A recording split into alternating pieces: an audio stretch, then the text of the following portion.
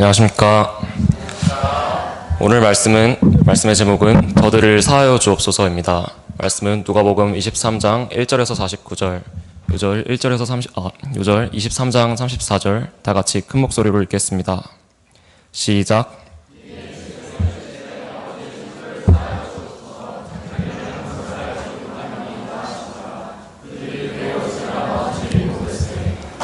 오늘 말씀은 기독교의 근간이 되는 십자가 말씀입니다.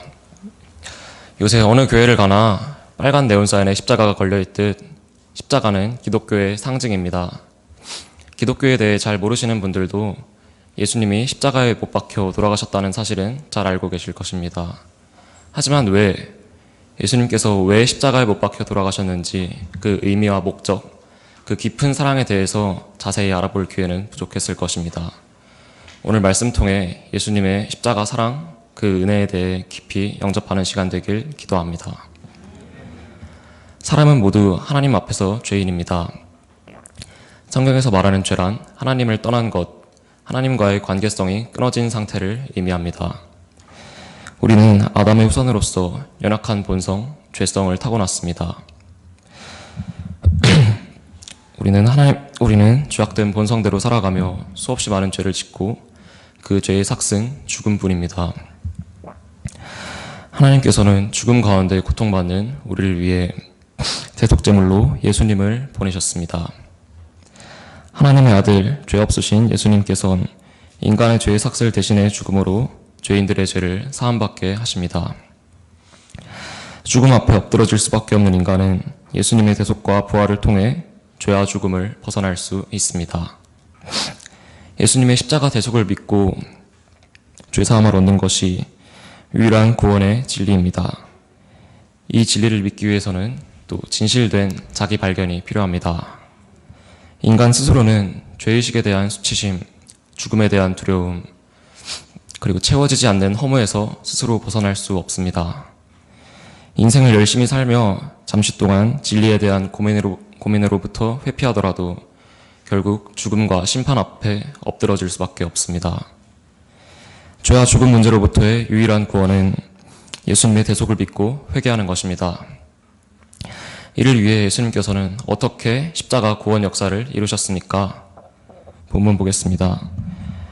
예수님께서는 당시 유대인들의 형식적인 율법주의와 오직 유대인만 구원받을 수 있다는 그들의 선민사상을 부정하셨습니다.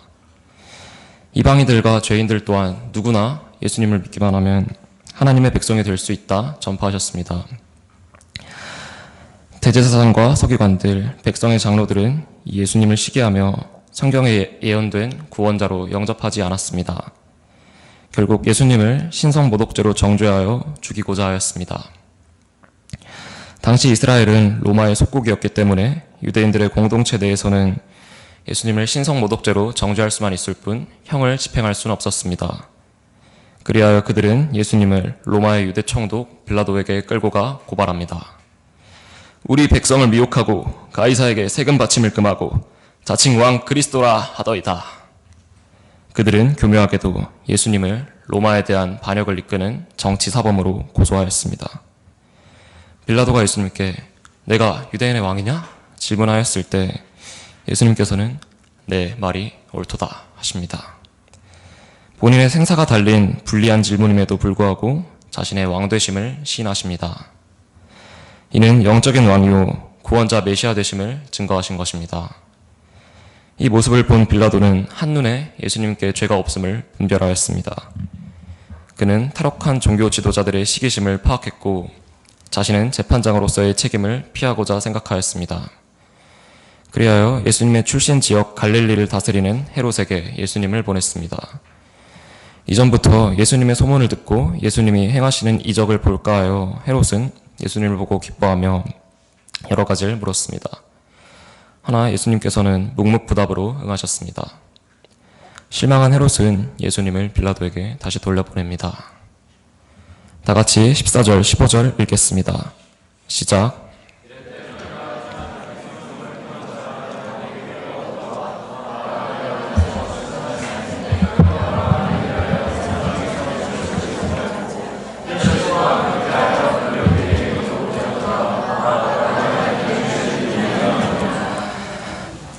빌라도는 다시 한번 예수님께 죄가 없음을 공포하고 자기 의사를 분명히 하였습니다.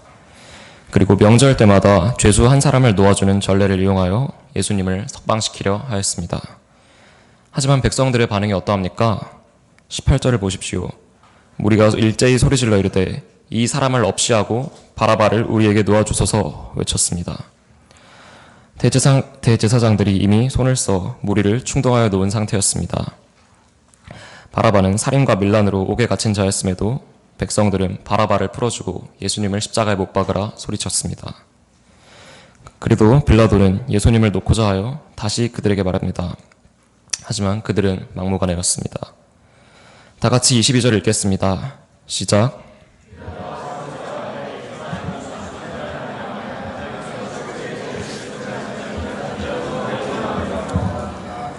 빌라도는 계속해서 예수님의 무고함을 주장하며 놓고자 하였고 그들에게 만족을 주고자 때려서 놓겠다 타협안을 제시했습니다. 하지만 유대인들은 더 큰 목소리로 예수님을 십자가에 못 박기를 구하였습니다. 십자가에 못 박게 하소서! 십자가에 못 박게 하소서! 결국 그들의 소리가 이기게 되었습니다. 결국 빌라도는 그들이 구하는 대로 바라바는 놓아주고 예수님은 채찍질하고 십자가에 못 박게 넘겨주었습니다. 그렇게 빌라도는 예수님에게 십자가형을 판결하고 집행한 재판장으로서 역사에 오명을 남깁니다. 예수님의 무죄를 알면서도 유대인들의 정치적 소요가 일어나면 자기 정치 생명에 타격이 올 수 있다는 두려움에 그들이 구하는 대로 그들의 뜻대로 하게 예수님을 넘겨줍니다. 그가 예수님을 놓아주고자 고심하고 노력을 많이 했지만 결정적인 순간에 예수님을 유죄라 판결하였습니다. 그는 재판장으로 진리대로 판결할 책임이 있었고 그대로 행할 권세조차 있었습니다. 그러나 진리보다 자기의 유익을 택하였습니다. 진리를 행하려면 희생과 위험을 각오하고 그 진리를 행할 용기가 필요합니다. 역사는 예수님이 본디오 빌라도에게 고난을 받아 십자가에 돌아가셨음을 분명히 밝히고 있습니다. 많은 사람들이 성경을 공부하며 진리가 무엇인지 배우고 깨닫습니다. 하지만 진리에 순종하고 따르는 사람은 그리 많지 않습니다. 우리는 빌라도를 통해 교훈을 얻고 진리편에 분명하게 서서 진리에 순종하고 진리의 행할림을 얻어야 합니다. 빌라도에게 사형을 언도받은 예수님은 형장에 가시기까지 가파른 골고다 언덕을 오르시며 70kg의 십자가를 지고 가셔야 했습니다. 이미 밤새 신문 받으시고 120대의 채찍질에 몸이 상할 대로 상한 예수님은 완전히 탈진한 상태셨습니다. 십자가의 무게에 수도 없이 쓰러지고 넘어지셨습니다. 이에 군병들은 구레네에서 온 시몬이라는 자에게 예수님의 십자가 대신 지게 하였습니다. 따라오던 백성들 또한 여인들이 예수님을 위하여 가슴을 치며 슬피 울었습니다. 그 누구보다 슬프고 아프실 예수님께서는 도리어 그들에게 말씀하십니다. 예루살렘의 딸들아, 나를 위하여 울지 말고 너희와 너희 자녀를 위하여 울라 하시며 후에 있을 예루살렘의 멸망에 대해 눈물을 흘리라 말씀하십니다. 이스라엘을 향한 하나님의 진노의 심판으로 이스라엘은 멸망당할 것이며 그날에는 자녀가 없는 이들이 오히려 복되다 할 정도로 큰 환난이 있을 것입니다. 산이 무너져 고통 없이 죽기를 원할 만큼 비참한 상황에 놓이게 될 것입니다. 예수님께서는 그러한 극한의 고통 가운데서도 그들에게 멸망을 경고하시고 자신과 자신의 자녀들을 위에 굴라 경고하셨습니다. 골고다라는 곳에 이르러 양쪽에 두 사형수와 함께 예수님이 십자가에 못 박히셨습니다. 성경은 예수님을 십자가에 못 박는 장면을 자세히 묘사하지 않습니다. 예수님을 십자가에 못 박는 과정이 너무나 참혹했기 때문일까요? 대신 예언서 말씀을 통해 예수님의 십자가 고통과 그 의미를 자세히 기록합니다. 십자가형은 인류가 고안한 형벌 중 가장 잔인한 형벌입니다. 교수형이나 단두대형도 잔인하지만 그 고통은 순간으로 끝나게 됩니다. 그러나 십자가형은 굵은 대못이 손목과 발목을 관통할 때 온 뼈가 어그러지고 신경이 끊어지는 고통을 맛보게 됩니다. 십자가를 일으켜 세울 때 온몸이 밑으로 쏠리며 엄청난 고통을 느끼고 숨쉬기조차 힘들게 됩니다. 서서히 몸속의 물과 피가 다 빠져나가 기아와 갈증으로 죽어갑니다. 못 박히는 순간부터 죽는 순간까지 긴 시간 동안 수천 번 기절을 반복하며 의식을 차릴 때마다 그 극한의 고통을 느끼다 죽습니다. 예수님의 그런 고통은 육체적, 정신적 고통으로 끝나지 않으셨습니다. 그보다 살아가는 하나님 아버지께로부터 버림받는 영적인 고통으로 울부짖으셨습니다. 엘리, 엘리, 라마 사박다니, 나의 하나님, 나의 하나님, 어찌하여 나를 버리셨나이까? 하나님은 이 부르짖음을 외면하시고 사랑하는 아들을 완전히 버리셨습니다. 십자가에 달려 이 고통을 홀래 감내하시는 예수님은 그 외로움에 사무치져 울부짖으셨습니다. 아무리 힘든 상황이라 할지라도 주께서 나와 함께 하시고 나를 위해 하시니 우리는 힘과 위로를 받고 감당할 수 있습니다. 하지만 도대체 왜 죄 없으신 예수님이 이런 엄청난 고통을 한 몸에 다 받으셔야만 했습니까? 만왕의 왕 되신 예수님께서 왜 하나님께 버림받고 무지한 군병들의 조롱을 받으시고 흉악한 죄인 취급을 받으시고 왜 십자가에 달려 비방의 표적이 되셔야만 했습니까? 이사야서 53장 4에서 6절 말씀은 말합니다. 그는 실로 우리의 질고를 지고 우리의 슬픔을 담당하였거늘 우리는 생각하기를 그는 징벌을 받아 하나님께 맞으며 고난을 당한다 하였노라. 그가 찔림은 우리의 허물 때문이요 그가 상함은 우리의 죄악 때문이라. 그가 징계를 받음으로 우리는 평화를 누리고 그가 채찍에 맞음으로 우리는 나음을 받았도다. 우리는 다 양 같아서 그를 행하여 각기 제 길로 갔거늘 여호와께서는 우리 모두의 죄악을 그에게 담당시키셨도다. 예수님이 창과 못에 찔리는 고통은 우리의 허물 때문입니다. 하나님의 주권을 알면서도 반역하고 그 법도를 어긴 우리의 죄, 나의 죄, 이 서중건의 죄로 인함입니다. 예수님의 뼈가 어그러지고 산산조각이 나는 상함은 적극적으로 또 고의적으로 끝도 없이 짓는 우리의 죄악, 곧 나의 죄악으로 인함입니다. 예수님이 나 대신 이 모든 징계를 당하심으로 우리의 죄는 사하여지고 평화를 누리게 되었습니다. 예수님의 채찍을 맞으심으로 우리가 나음을 얻게 되었습니다. 나 대신 십자가에서 고통당하신 주님을 찬양합니다. 하나님의 아들이시고 그 고귀하신 분께서 왜 이린 모진 고초를 당하셔야 했습니까? 예수님이 당하신 이 고통 하나하나 다 나를 위한 고통이요 나 대신 당하신 고통임을 잊지 말아야겠습니다. 십자가를 바라볼 때 내가 아무 생각 없이 반복해서 짓는 죄가 얼마나 심각한 죄인가를 깨닫습니다. 바로 이런 나를 살리시기 위해 대신 죄값을 치러주셨음을 깨닫게 할 때 나에게 생명 주시길 간절히 원하셨던 주님의 사랑을 깨닫게 됩니다. 예수님의 사랑은 여기에 그치지 않습니다. 그런 고통 속에서 예수님께서 말씀하십니다. 아버지, 저들을 사하여 주십시오. 자기들이 하는 것을 알지 못함이니이다. 자신을 못 박은 원수 같은 죄인들을 위하여 용서의 기도를 올려주셨습니다. 이는 스스로의 죄인됨을 발견하지 못하고 죽음에 엎드러질 모든 인생들을 위한 기도였습니다. 예수님은 극심한 죽음의 고통 가운데 그들을 생각하시며 죄사함 받길 원하셨습니다. 이와 같은 숭고한 기도가 또 어디에 있겠습니까? 예수님으로부터 용서받지 못할 죄는 없습니다. 이제 누구든지 어떤 죄인이든지 예수님의 십자가 아래에 나아가 용서의 기도를 영접한다면 예수님은 우리의 죄를 용서하시고 죄로 인한 상처와 수치를 깨끗이 씻어주십니다. 세상에는 알게 모르게 지은 죄 때문에 깊은 죄의식과 심판에 대한 두려움으로 비참하게 살아가는 사람들이 많습니다. 사람들은 죄로 인한 상처 때문에 자신에게 절망하고 이웃과 원수로 살아가기도 합니다. 세월이 약이라고 하지만 죄만큼은 시간이 흐른다고 없어지거나 잊혀지지 않습니다. 죄로 인한 상처는 그 무엇으로도 지워지지 않습니다. 죄로 인한 상처들은 오직 내 대신 피 흘려 죽으신 예수님의 용서의 사랑으로만 해결됩니다. 우리가 죄로 인한 마음의 상처를 안고 혼자 괴로워할 것이 아닙니다. 무거운 죄의 짐을 무덤까지 지고 갈 필요도 없습니다.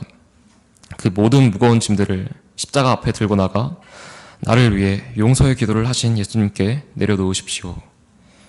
예수님의 한없는 용서의 사랑이 임할 때 얼어붙은 마음의 응어리가 풀리고 깊인 패인 상처가 나음을 얻게 됨을 우리는 압니다. 예수님의 용서의 기도는 모든 죄인의 마음을 녹여 하나님과 인간과 인간 사이를 화평하게 하는 힘이 있습니다. 이 예수님의 용서의 기도로 우리가 살아났음을 잊지 말아야겠습니다. 예수님의 용서의 사랑을 감사하며 찬양합니다. 이 예수님의 십자가 사랑을 처음 영접한 사람은 십자가의 그 현장에 있었습니다.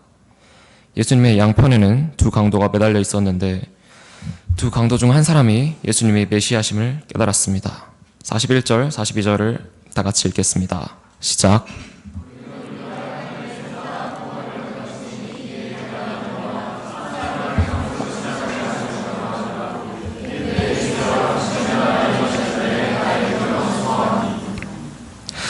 예수님을 비방하는 강도와 달리 반대편의 행악자는 오히려 그를 꾸짖고 예수님이 그리스도이심을 믿었습니다.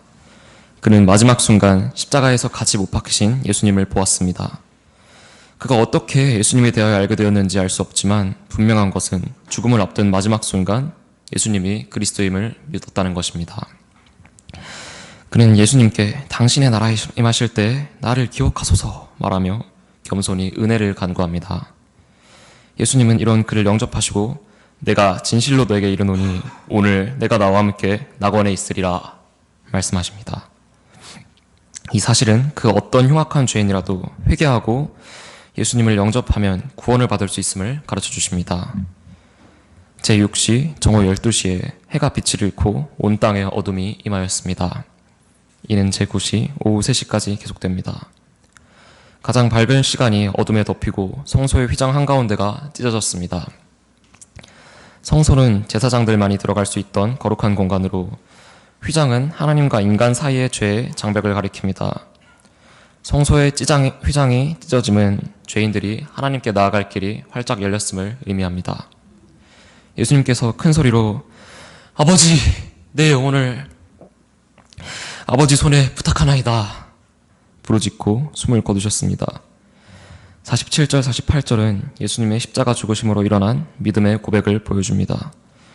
당시 골고다 언덕의 사형 집행의 책임자로서 예수님의 죽음의 과정을 전부 지켜본 백부장은 하나님께 영광을 돌리며 이 사람은 정령 의인이었도다 고백합니다.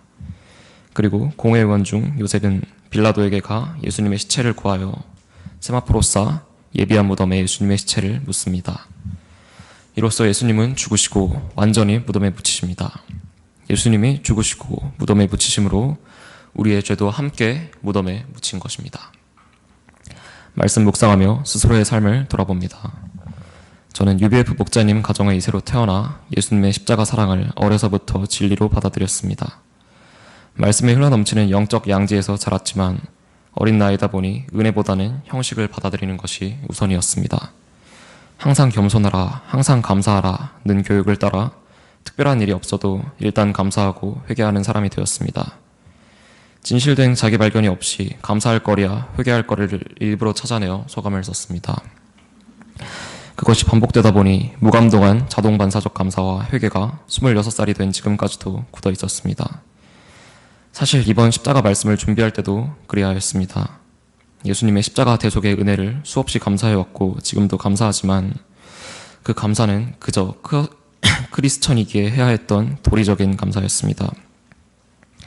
실질적인 제 삶에 있어 말씀을 제대로 영접하지 못했습니다. 말씀에 대해 공부하고 정리할수록 오히려 예수님의 십자가가 마음에 와닿지 않았었습니다. 그렇게 고민하던 중 저는 부모님과의 언쟁을 통해 저의 죄 문제를 깨닫게 되었습니다. 저의 죄는 지독한 교만이었습니다. 저는 말씀을 묵상하면서도 계속해서 스스로의 생각에 사로잡혀 있었습니다.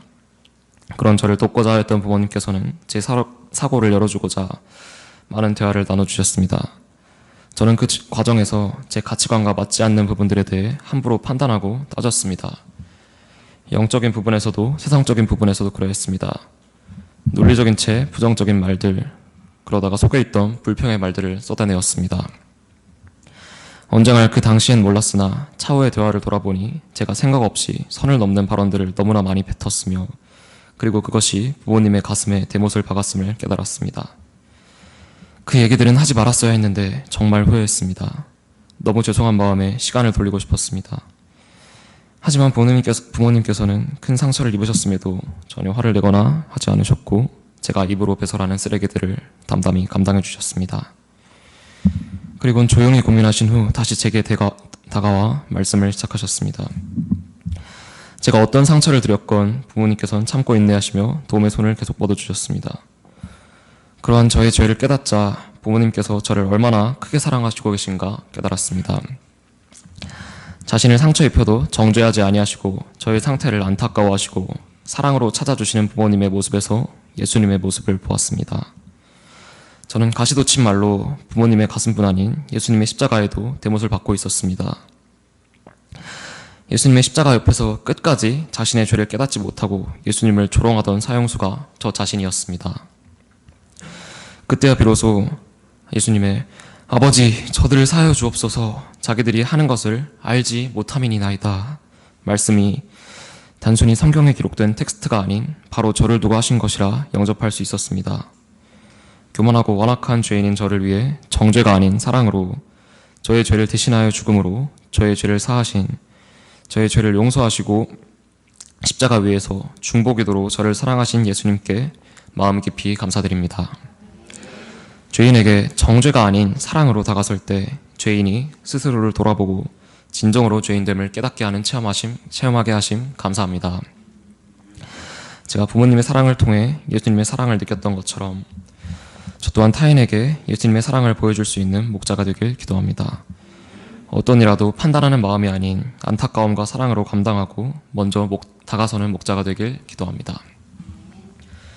저는 올해 초 한의대를 졸업하고 현재는 공중보건의사로 대체복무를 하고 있습니다.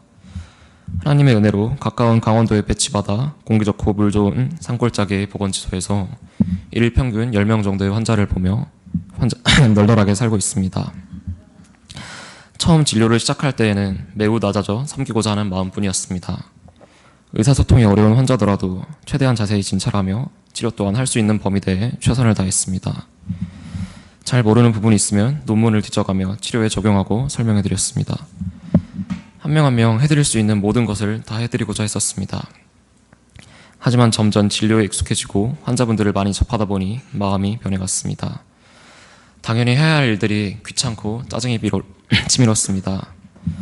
이것이 단순히 근무 환경의 문제, 환자들의 문제가 아닌 저 자신의 교만이었음을 발견합니다. 저의 이기심과 아니라고자 하는 마음으로 또다시 예수님을 십자가에 못 박고 있었습니다. 제가 이 공중보건의사 3년의 기간을 하나님께서 주신 십자가로 영접하고 보내주신 환자분들을 겸손히 사랑으로 섬기길 기도합니다. 저를 위해 죽으신 예수님의 섬김과 십자가 사랑을 삶으로 배우고 드러낼 수 있길 기도합니다. 결론입니다. 예수님은 우리 죄를 위해 십자가에 못 박히셨습니다. 그리고 십자가에서 우리의 모든 허물과 죄를 용서하셨습니다. 우리가 예수님의 십자가 사랑 앞에 나아가 우리 속에 있는 모든 죄짐을 풀 수 있길 기도합니다. 십자가 사랑으로 내 마음의 모든 짐을 풀고 심령의 참 평화와 안식을 누릴 수 있길 기도합니다. 매일매일 특히 아침 첫 시간 십자가를 바라보며 나를 위해 죽으시고 죄사함 주신 주님의 사랑을 기억하며 감사와 또 감격으로 넘치는 삶 살 수 있길 기도합니다. 할렐루야 아멘. 기도하고 마치겠습니다. 하나님 아버지, 오늘 또 십자가 말씀 주심 감사합니다. 저희가 항상 예수님께서 저희의 죄를 위하여 십자가에 돌아가셨음과 또 저희가 이를 믿고 예수님의 십자가 죄사함의 은혜를 체험하고 기쁨 가운데 날마다 은혜롭게 살 수 있길 기도합니다. 감사하며 주님을 드렸습니다. 아멘.